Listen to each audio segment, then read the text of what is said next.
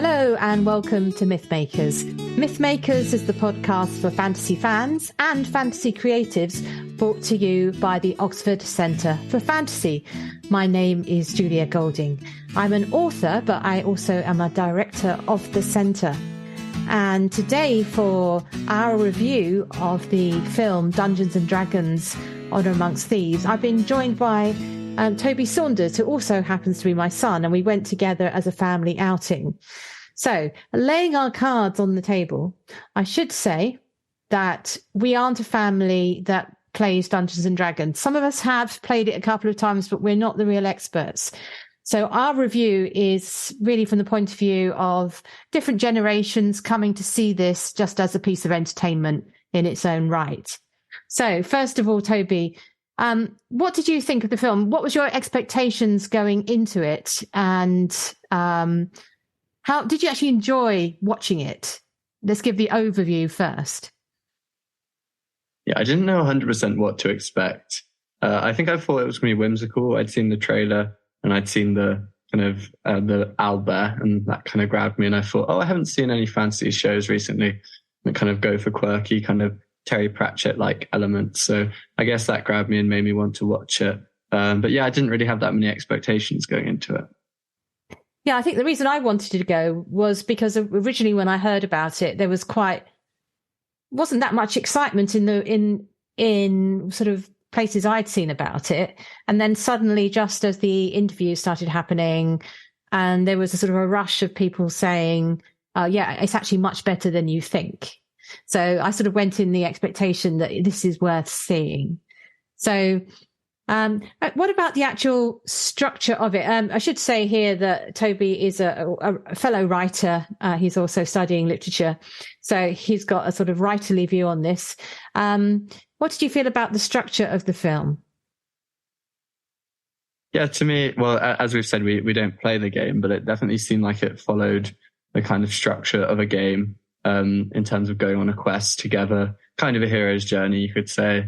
But it's got a kind of, I like the family center of it, where they have to kind of save his daughter or convince his daughter that he's good.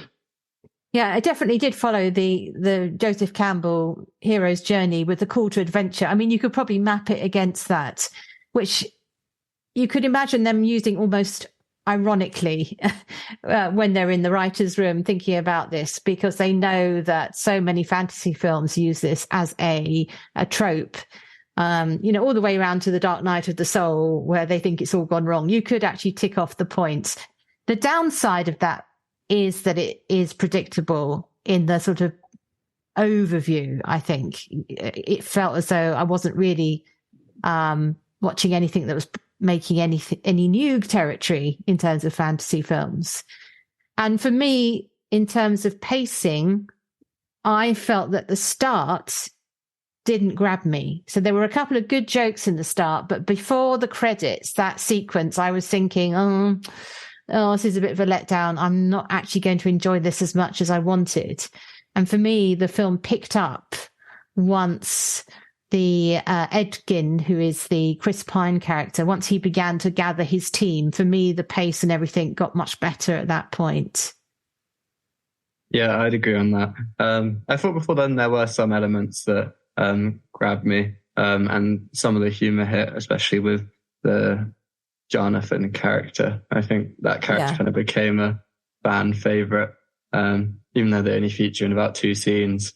But those scenes enough to kind of grab the audience's hearts, I think. So let's think about the characterization. So we're looking at it. You're in your 20s. I'm not. And so we are a family audience. What did you think about the characterization? Who were your favorite characters? What appealed to you? Who do you think were the stars amongst the cast? Which is already quite a starry cast, let's be honest. Yeah, I think Hugh Grant was probably, or Forge was probably the best. In some ways, quite predictable. I don't think at any point anyone thought that he was a goodie. But he just played that role perfectly, I think.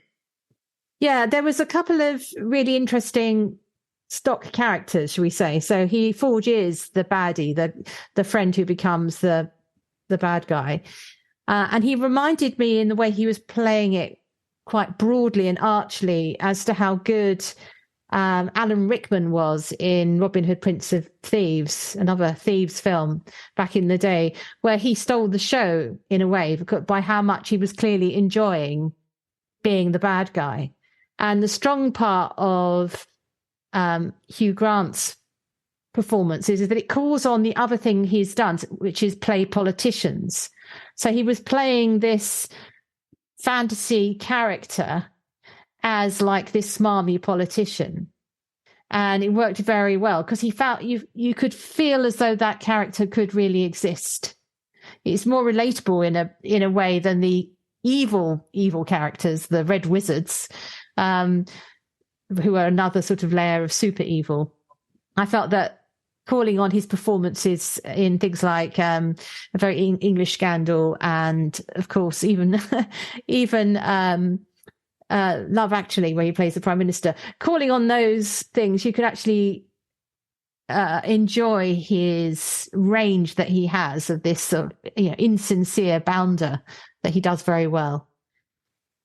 I think what you said about tropes there is quite important, because really the characters are supposed to be types, which, well, that's what it seems to be in terms of people who play the video game, the game, and say, oh, I've played that role before. You have the bard figure, you have the wizard, you have the kind of politician, you have the warrior, and they all kind of are playing roles, aren't they? Yes, and I think that's my other favourite character, who again is a bit outside the band, was the one played by Regé-Jean Page, the Zenk character, who's like a paladin or something, who's like the perfect warrior. And I saw an interview with him. That was one of the reasons for going to see it, because he's a great actor. He's very funny. But I saw an interview with him where he said what he liked about his character was it was as though he had walked in from another storyline where he is the hero and he is on some really super serious spiritual quest where everything is very perfect and pure, and he's functioning at this level of ideals. Then he's thrown in amongst this group of thieves, and he sort of passes through their story and passes out the other side. He doesn't stay for the whole film.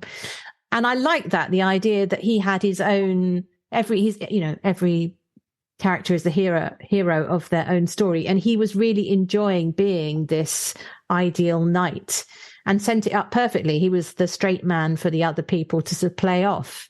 So I think he was another fun part of it, and not taking himself at all seriously, even though he was, of course, investing in it as if he was. That's where it works. He was playing it straight. There was no wink at the camera. So that was another good part for me.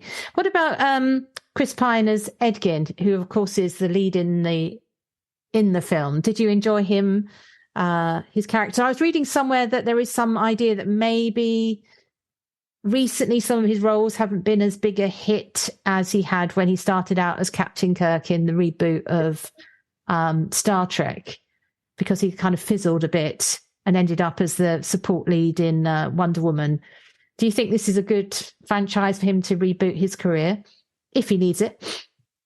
Well, I think so. I think it's a fun role. I don't think he's necessarily, whilst he's the main actor in it, I don't think he's necessarily the highlight of it. But the role he does play, he plays very well. I thought there were some very funny scenes where he was using his kind of music, and it seems like he enjoyed the role, playing the role.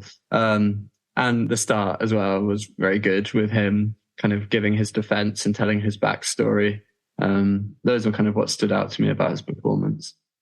Yeah, he's also playing a slightly more mature man. So he has a daughter and he has had a wife, and his beard is, slightly silver. So he's moved on from the boyish charm heroes of the young Captain Kirk role to play that kind of not middle-aged, but mid-age role. Yeah, did you buy him in that role? Because he felt quite young to me. Well, I think so, because it's a kind of peasant culture where they probably would have had their families quite young. I think that's allowable. I think the other part about it is he's clearly not the action hero. The action happens with other people like Zenk and Holger and other people. And I think that was quite good, seeing him playing against type in a way, because so he can play up more on his comedic talents. So I did like that. His weapon of war is a lute, which he sort of hits people over the head with. So I did enjoy seeing him do that.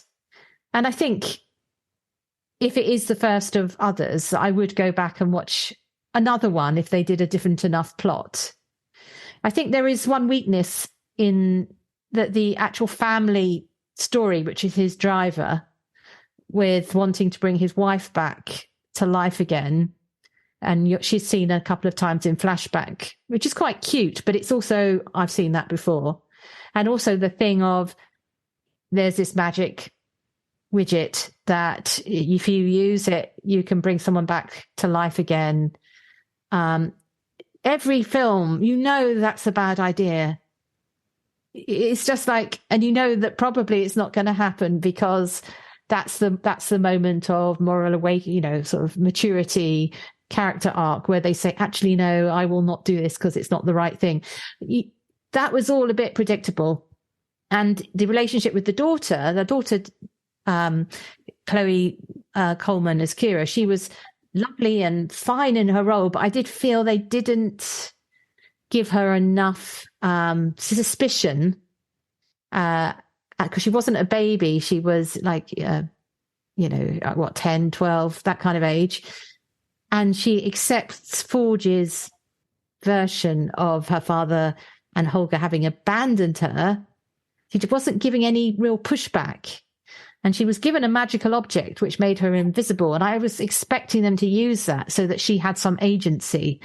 I thought she was very much given a sort of passive maiden in a tower role, when in fact these days it would have been nice to have seen her have a bit more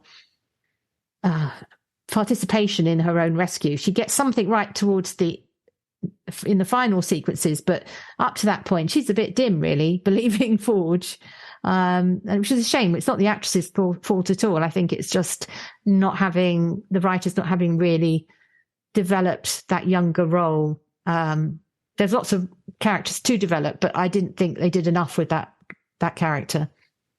Yeah, and we didn't really see her interact with anyone in particular. I agree that it could have done with more showing her being suspicious of Forge, because there are a few scenes that kind of hinted at this.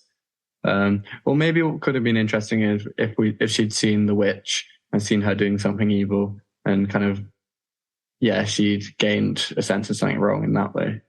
Yeah, because there was moments when they could have done that. You could also imagine previous drafts where they did that, and maybe time reasons they cut it out because they kept it to a sort of, average length movie. They didn't go over long on it.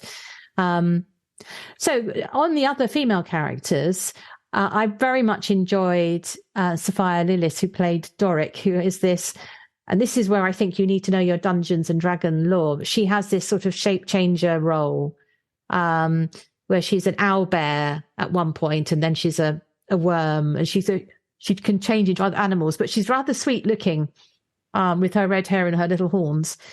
And I like the fact that she was, there was a lot of reversal of roles in the Gang of Thieves. So the man who was in love with her played a much more sort of the role that you often see young girls play, that sort of passive role where he's trying to court her but not doing very well. And she's the one who's kind of saying, basically, you got to impress me more, mate. And she can change into this enormous owlbear. So she's got the sort of strength. And the other one who's a sort of obviously big presence in the group is Olga, who's Michelle Rodriguez, who is the strong woman, playing that role. So she's the one who wades in with her axe and has her sort of fondness for small hobbit-like men, which sort of makes the joke of the sort of different races in this world even more obvious, where these giant women have these little guys as their partners. So they did quite a lot at trying to change the standard lineup of how the male and female roles break down. Did you enjoy any of those characters? Yeah, like thinking about that, you can think of a plot or a version of that story where some of those characters could have been the main character quite easily. So Dorrit could have quite easily been the main character, or you could have had Simon as the main character, I think. So I think that also leans into the game aspects of this, because when you are playing the game, I mean, to you are the main character. So I think there was that side to it. I definitely agree with that. Yes. And the other person we haven't yet talked about is Simon, who's the wizard, Justice Smith. Now, he, for me, was the one who most resembles what you would imagine was the original player of this, i.e., when Dungeons and Dragons first started, it was a sort of late 70s, early 80s board game played by geeks and nerds. And largely men or boys. That was its kind of image. And it's done a very good job at reinventing itself, I think. But he does feel like a kind of nerdy guy. And that was quite sweet to see the original players of the game kind of represented in a fun way. He gets some good powers as it goes along. So I enjoyed that aspect of it. I think. Yeah, and he definitely felt the most like he was playing a game as the movie went along. You'd say, from his introduction. So before we move on to the sort of standout moments and the tone and the special effects, those aspects of it, I think that one part of it where, again, maybe they just didn't have time, but I did feel that the Red Wizards and their agenda didn't really come across to me. I was a bit confused by who they were, what they were doing, and what their motivation was, other than taking over places and producing armies of the undead. Maybe that is all I needed to understand, but I didn't really find myself understanding them. There was I forget the name of the main Red Wizard, who's Serafina, played by Daisy Head, who's had to have a severe haircut for her part. She looked as though she was quite a tortured soul. And there could have been an interesting backstory there that just wasn't explored. But it seemed as though they didn't really try and explain what the evil was about. Forge was much more understandable as well, why he's on that side of the bad guy. I didn't really find anything interesting about the Red Wizard agenda. They felt quite alien to me. What about you? Am I missing something? Yeah, I think perhaps they definitely wanted a evil character who was kind of unambiguously evil, I think. And as they're trying to like turn everyone into zombies, they felt that part quite well. Because I guess they don't want to focus too much on the villains. They want to focus it on the team and want you to root for the team. So it seems like it's kind of, again, leading into tropes. That's probably why they've done it. I mean, I should just accept it's like a Dark Lord, but red. I think so. And not worry too much about it. Okay.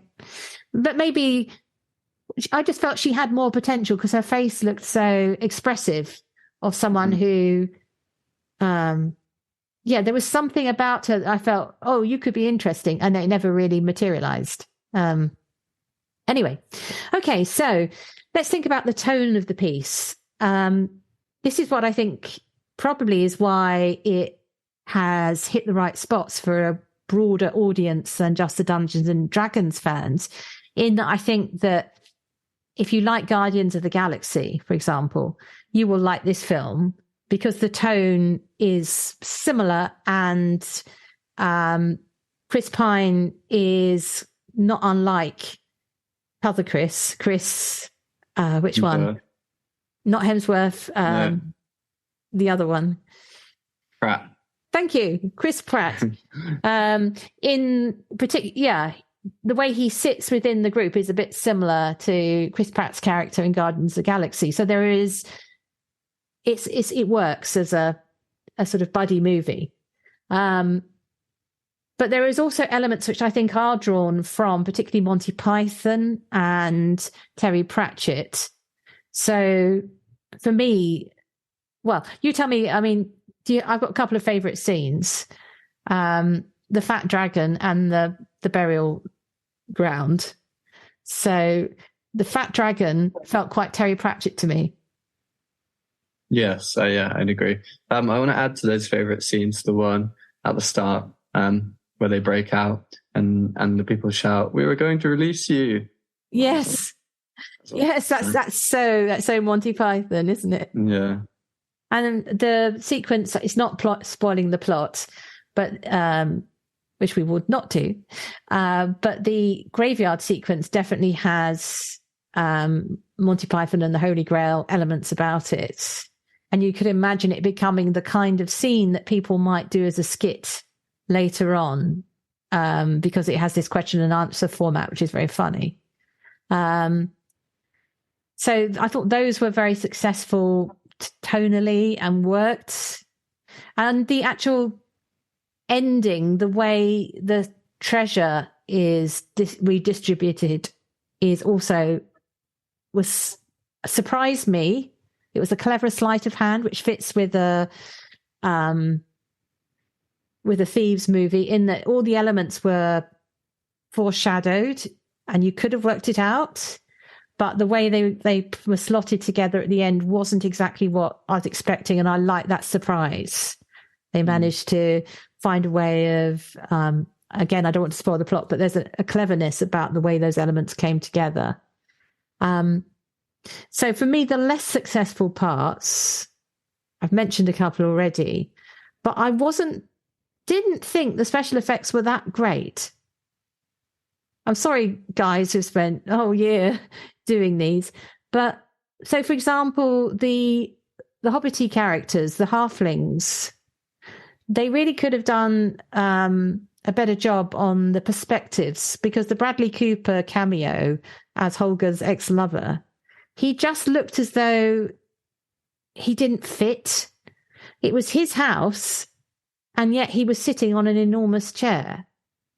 You know, they hadn't thought this through, I don't think, because it was, and having seen so many Lord of the Rings Hobbit movies, technically that's hard to do, but it can be done. I just thought the perspectives there looked all kind of strange and looked poorly executed. I don't know. Did you like that?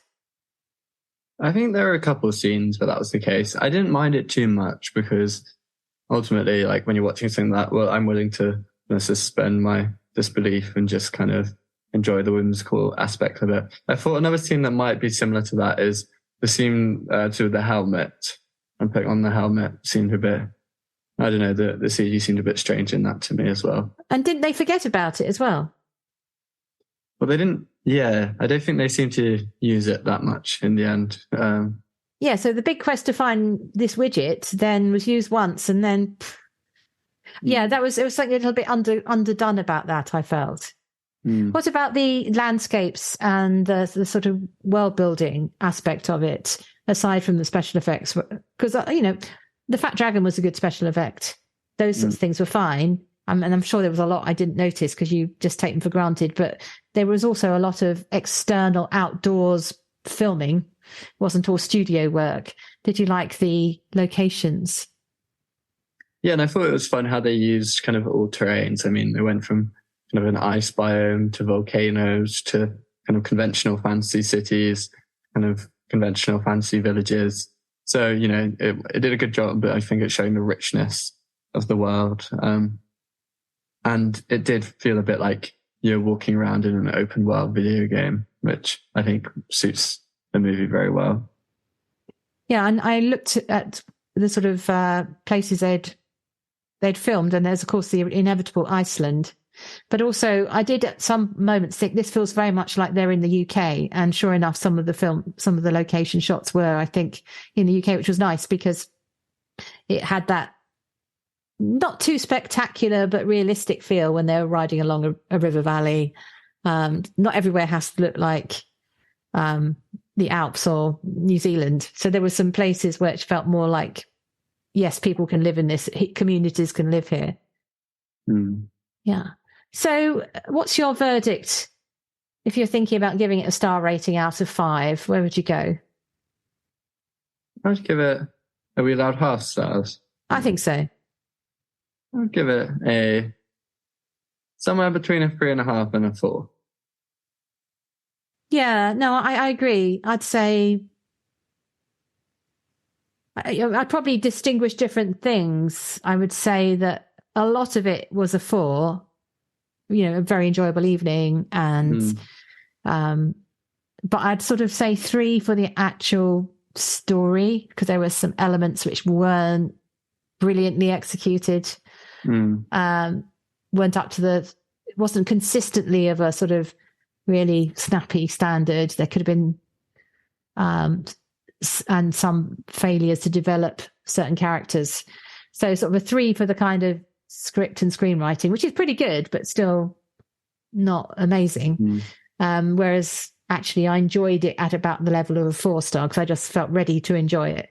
I think potentially what I'd say is I'd give it a 4, but then it's a success that I think is quite hard to repeat. There's almost kind of one-off. I bet they'll try and make another.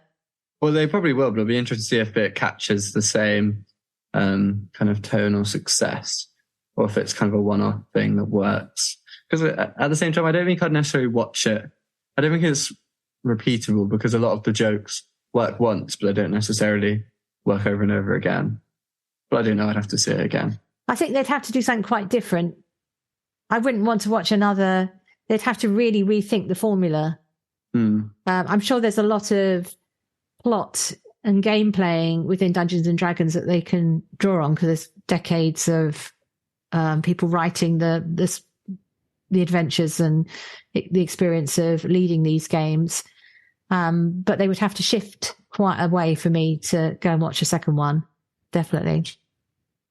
So just thinking a little bit more about the trend at the moment for turning things which exist as a video game or a ride or a toy into films. What do you and your generation think is the product that has been best treated in that way, and the one that needs to be treated? So to give you an example, the biggest opening this weekend was the Mario game, which actually has Chris Pratt in, doesn't it? Talking about the Chris's. And clearly there's been a massive audience for that, even though critically it wasn't particularly well reviewed. And earlier, just after you were born, in fact, there was the Pirates of the Caribbean franchise, which wasn't supposed to work. That was a film based on a failing or tired Disney World or Disneyland ride, which was given a reboot by a pirate film. And pirate films were supposed to no longer, be very out of fashion, but yet they turned out to be a great idea. So is there anything you think has been well treated as a property, and what would you like to see treated to a film working out of it? Yeah.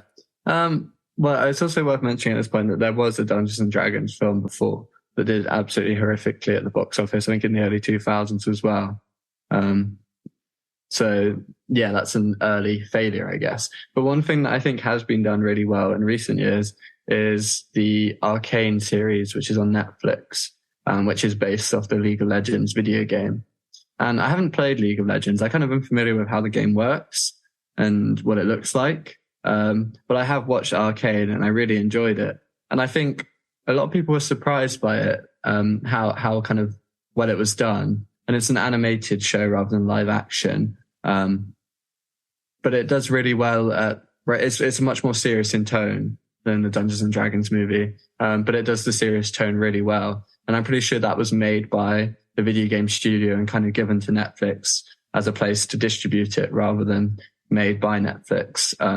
So that's the one that I think's been done really well.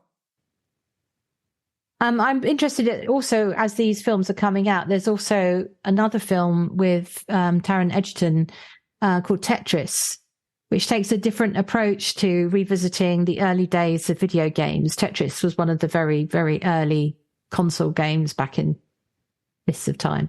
And what they've done there is tell almost like the biographical story around it, about a trip that Taron Egerton character takes to Russia, where this was coded. And so it's more in the line of a sort of social network or a thriller even. So it's about the people behind the game rather than trying to be inside the game, because obviously the Tetris is actually a very simple computer concept. There's not much story there. It's like trying to make story out of a game of badminton. It doesn't work. So that's another interesting approach, is to do the story behind the creators. And I could imagine an interesting film made about the people who came up with Dungeons and Dragons. It could almost be a teen friends movie, could be quite comedy, but I would actually be quite interested to find out about that, how it actually came about and how it grew to be this massive thing with the conventions and websites and all the rest of it. First, I'm looking for the human story. Movie. Yeah, I don't know what the story is. I'd have to find out. Maybe they all love each other and there's no story there because there's no conflict. But were there rival groups split away? I mean, I just don't know. So for me, that would be something I'd be quite interested in seeing explored, more so than another version of this film, Mark II, because it has become such a big part of a certain slice of culture. And it's also linked, because I'm interested in Tolkien, it's also linked to the whole way Tolkien has been received by later generations, because it's mixed up with these games that sort of are riffs on ideas that came out of his world originally.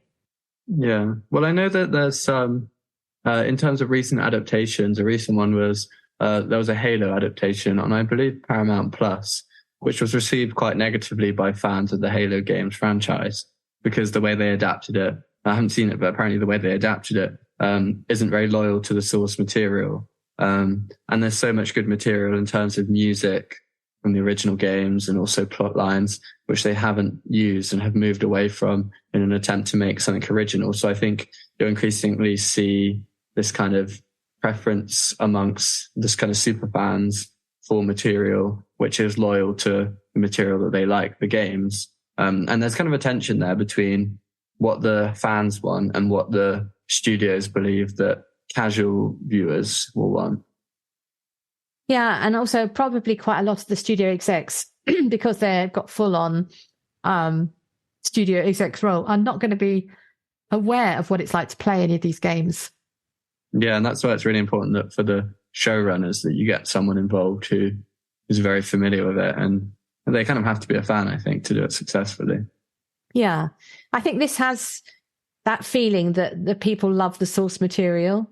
I've mentioned it a couple of times on this podcast, but for me, the best of all these films about something else is Galaxy Quest, because it's a loving sort of joke about Star Trek. The tone is just perfect all the way through. It's a good film in itself, but it hits all the right sort of fan moments too. And so now when I watch Star Trek, I'm often thinking of Galaxy Quest. And I don't know if, presumably for fans of the game, they were ticking off their Easter eggs as they went through, of things which and they're probably an extra layer of jokes which passed me by because I don't play the game. Thank you, Toby. That's very helpful, helping me think about this. So if you haven't yet seen the film, I would say it's worth going to see. It's fun. It's not possibly going to change your world, but you'll certainly probably laugh. A popcorn movie that all the family can watch. So that's not bad. And we always end with a segment about where in all the fantasy worlds is the best place for something. We have mentioned dragons a bit, but I've never actually thought, where is the best place for a dungeon? So in all the fantasy worlds, and I know you're a massive fantasy reader, where would you think is the best dungeon? You could do it from the perspective of the person caught in it or the person actually controlling the dungeon. Yeah, is this the dungeons that I know of in books I've read? Yeah, that's right. Okay, well, there's a book that I haven't read, but I really want to read, called, I think, Senlin Ascends. And in this book, you've got this person who enters this tower with multiple floors.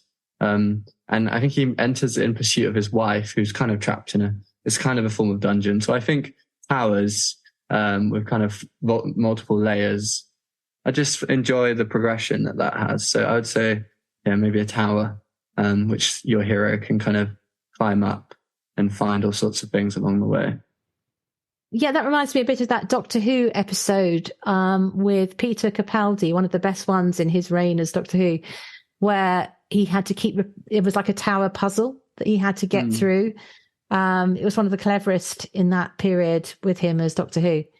For me, I would say that the best use of a dungeon that I've come across is in a book by Maria V. Schneider called Poison Study. And it starts with the heroine of the tale in what she thinks is the condemned cell. And you get a very strong evocation of the deprivation of a dungeon and how her life has become this sort of just very narrow, and she thinks she's walking to her death. But it's the start of a longer novel. It doesn't turn out that it's the end. And I'm very interested in the way that book then opens out from this dungeon. So yeah, Maria V. Schneider, Poison Study. That's an excellent dungeon in fantasy. Actually, if I can have another one, there's a book there's a series called Lightbringer by Brent Weeks. And that has a very inventive dungeon in it in terms of what it does with magic. He's got a very intricate magic system, which is based off the light spectrum and colors of light. And it's very fun how he plays with that in that dungeon, which a character is trapped in. So that would be from a pure kind of magical fantasy point of view, hard magic systems. That's a very fun dungeon. I haven't read that one. That sounds great. And the very final thing we do is give a fantasy tip. It could be something you've read, something you've watched that listeners to the podcast might like to check out. Have you got anything you'd like to suggest? Yes. Well, recently I just finished binging Shadow and Bone, the Netflix show, which I'd describe as a very kind of fun YA fantasy show, which has an enjoyable magic system. They've got kind of a crew called the Crows, who kind of exist in this kind of Dickensian city, and they do all sorts of odd jobs and kind of thievery. And they're very fun, and their dynamic is pretty fun. So that would be my recommendation as a kind of fun, slightly light fantasy watch on TV. Excellent.